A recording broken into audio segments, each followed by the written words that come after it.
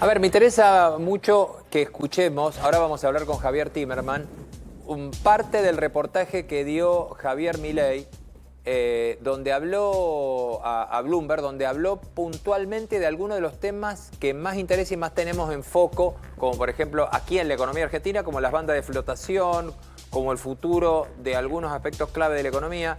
Lo vemos y empezamos a hablar porque me interesa que también Javier Timerman lo repase con nosotros.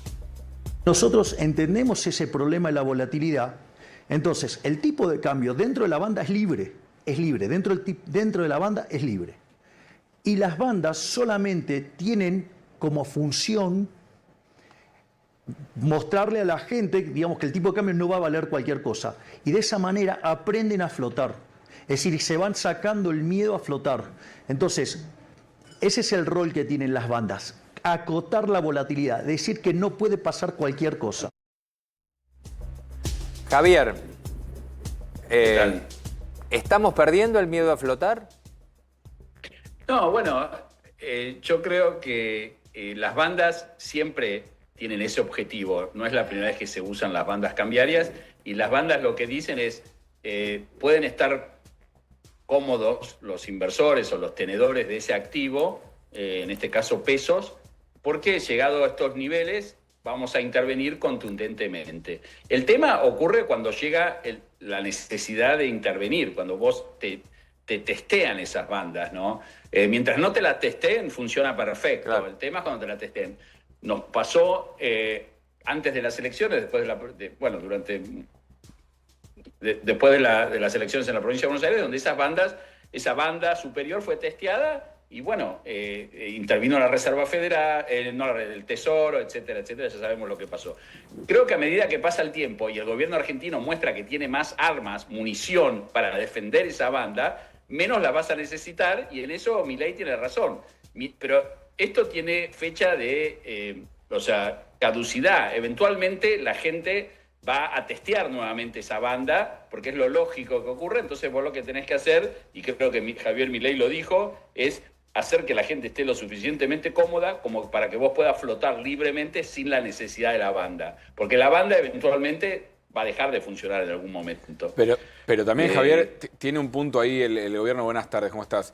En que cuando se anunció que cambiaba el mecanismo de actualización de las bandas, que iba a ser por IPC, muchos decían, y bueno, el dólar se va a ir entonces y va a haber una devaluación, se va a ir o del peso, una devaluación, se va a ir al techo de la banda. Y eso no está sucediendo.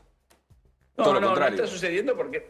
Sí, no está sucediendo. Creo que el gobierno fue muy astuto en muchas de las medidas que tomó después de las elecciones, principalmente estos cambios en las bandas. Y no sucedió, creo, porque hay una sensación de optimismo, y lo vimos reflejado en la reacción de los inversores post discurso de Milei en Davos, donde el inversor hoy en día está cómodo con la Argentina. Es un país que está fuera del foco de tensión geopolítica, es un país que ya ha pasado un proceso electoral difícil y se ha ratificado el rumbo económico, y es un país que viene retrasado en términos de inversiones en general, financieras y inversiones en el sector real. Entonces, hay un optimismo. Eso se está viendo también en la oferta que muchas provincias, empresas están haciendo al mercado. Eso está trayendo dólares. Hoy el vicepresidente del Banco Central dijo que hay 3.600,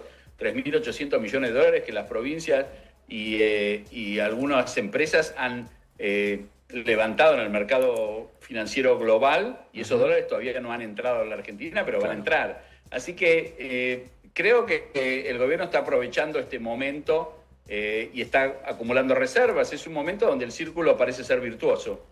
¿Continúa ese camino, que era lo que te quería preguntar? ¿Vos lo ves como un camino firme de recuperación de reservas, independientemente de que en febrero el fondo diga todavía están o no, que waiver, no waiver?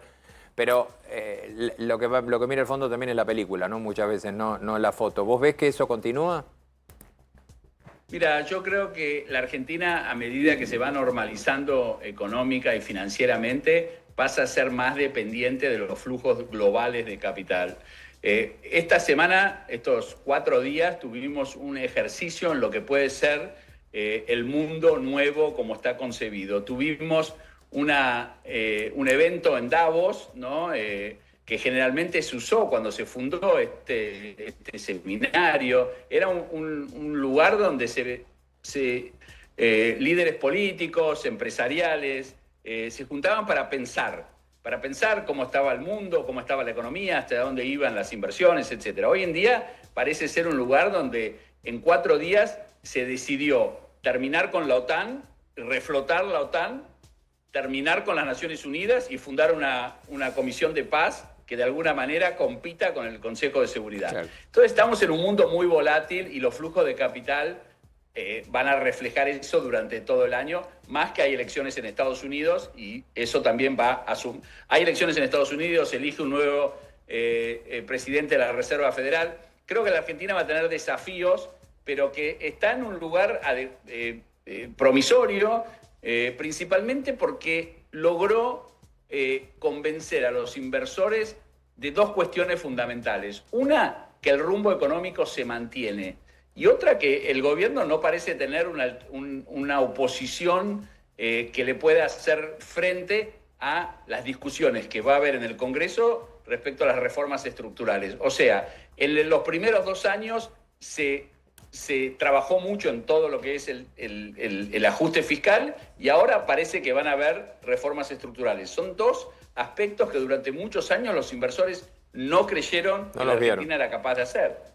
Timerman, acá María Fitzpatrick, quería retomar algo que mencionó y que fue uno de las afirmaciones hoy de Javier Milei en la entrevista en Bloomberg. Dijo que en la medida que Argentina mantiene el déficit cero, ya no va a necesitar recurrir a los mercados de capitales, más o menos, palabras más, palabras menos, y que a lo sumo necesita para el rollover, o sea, para la deuda que tiene que ir pagando. ¿Coincide con esta mirada? Bueno, yo creo que la Argentina es un país que si tiene acceso a los mercados, me parece que hay que tomar provecho. No es una cuestión de necesidad o no necesidad. Vos acudís a los mercados porque crees que te podés financiar a una tasa menor inversión.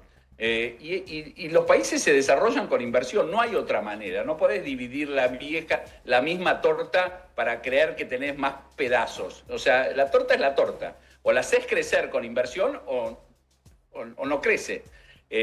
Así que yo creo que es correcto el análisis. Tranquilidad, porque estamos hablando de una nueva conformación del mundo. Donald Trump lo que está haciendo lo acabas de mencionar vos. Crea organismos, dice que Naciones Unidas no sirve para nada, crea un organismo, llama a capitales a que inviertan y promete que va a ser una buena inversión invertir en la reconstrucción de Gaza, que va a ser una buena inversión ser como una especie de tutor de Venezuela y gestionar el petróleo de Venezuela. Los organismos multilaterales no existen más, la multilateralidad no existe más.